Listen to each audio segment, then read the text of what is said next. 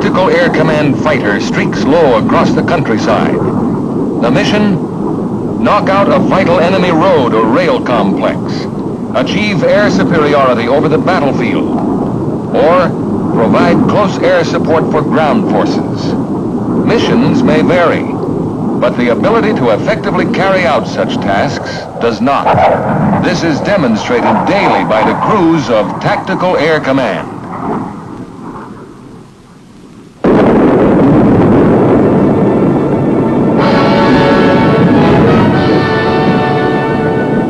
The backbone, the big punch of the Tactical Air Command is made up of these 3 Century Series strike aircraft. All can deliver nuclear or non-nuclear weapons. The North American F-100 Super Sabre, first U.S. Air Force fighter to fly operationally at supersonic speed in straight and level flight.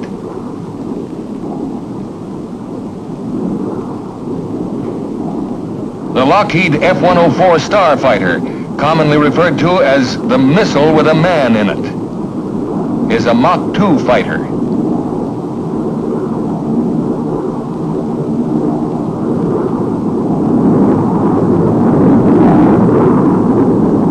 And this is the Republic F-105 Thunder Chief. This versatile all-weather fighter was designed to perform all functions of tactical air support.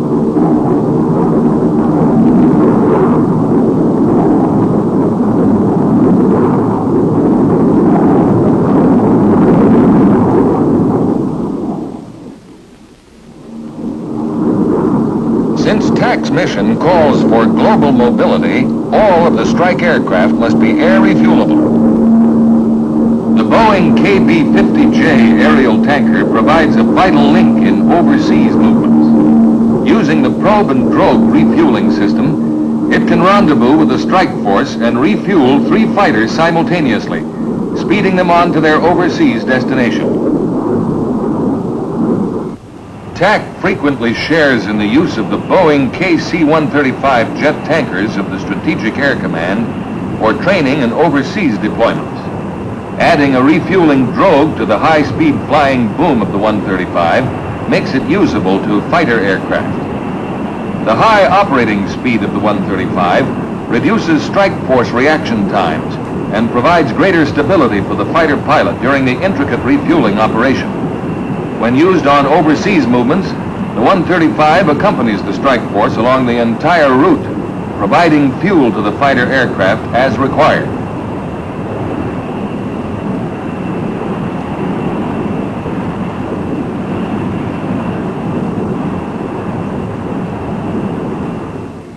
The versatility of the command's first-line fighters is demonstrated in the following sequences as the wide variety of missions assigned to TAC unfold.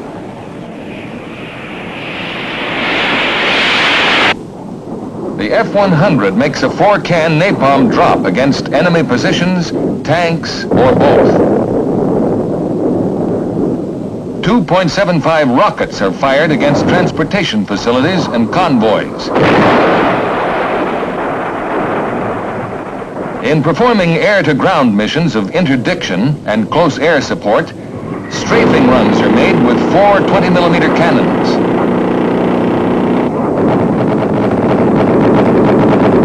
And dive bombing sorties are flown against road networks, troop concentrations, and supply areas.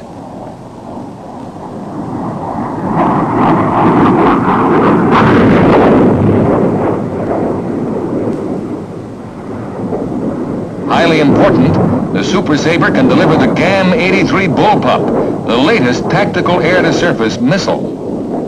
Fired from approximately 18,000 feet out, the bullpup is guided to its target by the pilot, who visually superimposes on the target the flare in the rear of the missile. And he makes up, down, right, or left corrections from the cockpit until the bullpup strikes the target. Such simplicity in guidance is producing greater accuracy and reliability than has ever been experienced in air-to-surface missiles. The F-104, another of the Century Series fighters in the TAC inventory. The starfighter can strafe enemy positions with its Vulcan 20mm cannon, capable of firing 6,000 rounds per minute.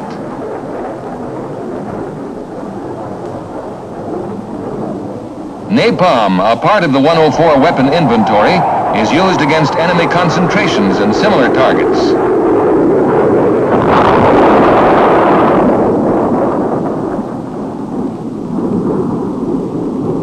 In the air superiority role, the F-104 employs the GAR-8 Sidewinder against enemy aircraft. Here, a previously launched 5-inch high-velocity rocket is overtaken and destroyed by the heat-seeking GAR-8.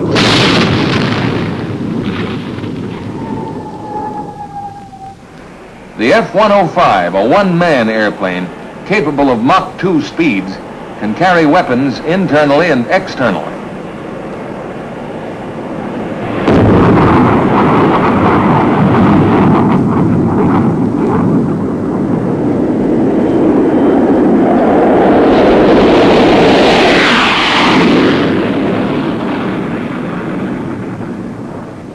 This recently developed delivery technique has resulted in improved accuracy.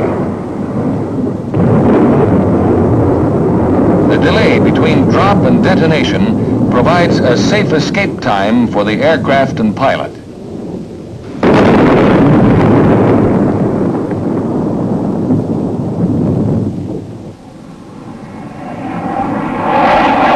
The 105 also delivers its punch on enemy targets by dive bombing.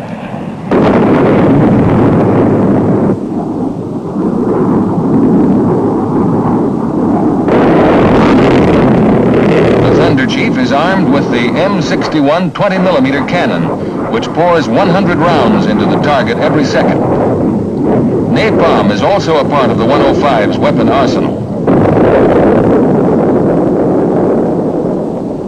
Against reinforced bunkers and concentrations of armor, the 105 uses 2.75 rockets to maximum advantage. For air-to-air combat, the F-105 uses the GAR-8 Sidewinder to ensure air superiority over the battlefield. Here, a direct hit is scored on a Mach 2 target drone.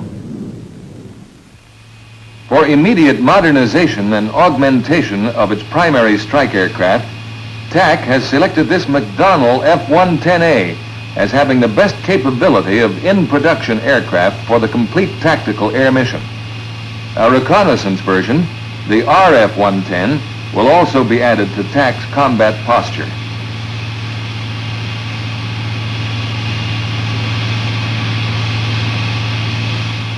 Two powerful jet engines with afterburners can get the fully loaded 110 airborne in less than 3,000 feet.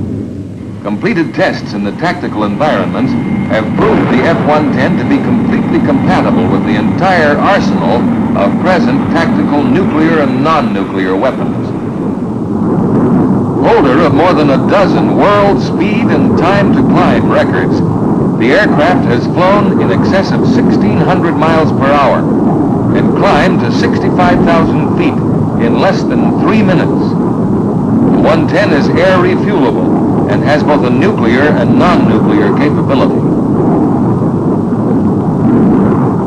Extremely versatile, it can deliver large composite loads of napalm, rockets, and conventional bombs. The 110 has the capacity to deliver more than twice the normal bomb load of the World War II Flying Fortress. Shown here is the delivery of a partial load composed of 13 750-pound demolition bombs.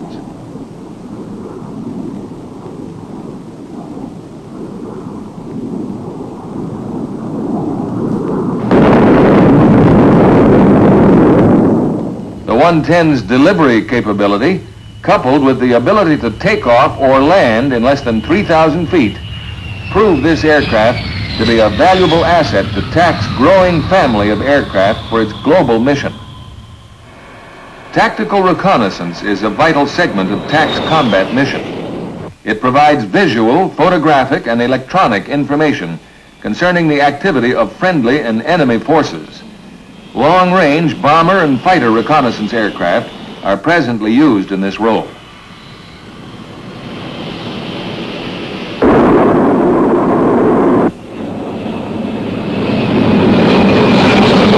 The supersonic McDonnell RF-101 Voodoo, carrying high-speed cameras and electronic gear, can fly high and low altitude missions to accomplish this phase of tactical air operations.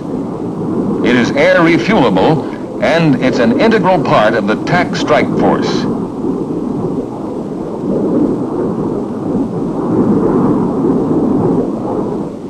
The Douglas RB-66 is an equally important factor in TAC's reconnaissance effort. In addition to daylight and electronic reconnaissance, this versatile aircraft can photograph the enemy at night, employing flash cartridges and flash bombs. The WB-66, a weather reconnaissance aircraft, provides en route weather information prior to and during composite air strike force and exercise deployments. Another of TAC's many roles is airlift.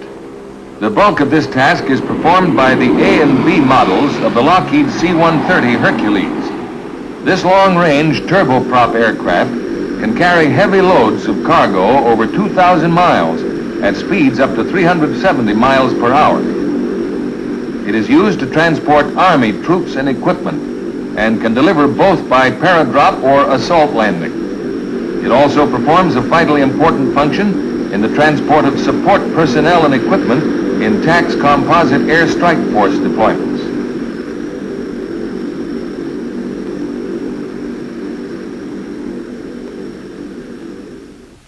Now making its entry into TAC's airlift fleet is an improved model of this reliable transport, the C-130E.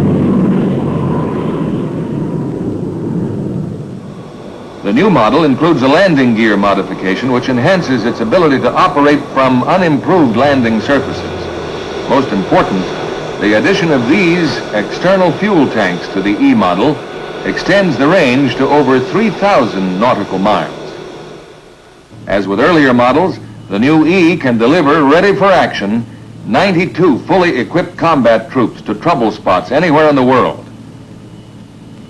The total C-130 airlift force provides increased mobility and combat effectiveness for both tactical air and surface forces. The Fairchild C-123 Provider is an assault transport for moving troops or equipment in intra-theater operations. The C-123 is used for airlift and Army airborne training in the United States.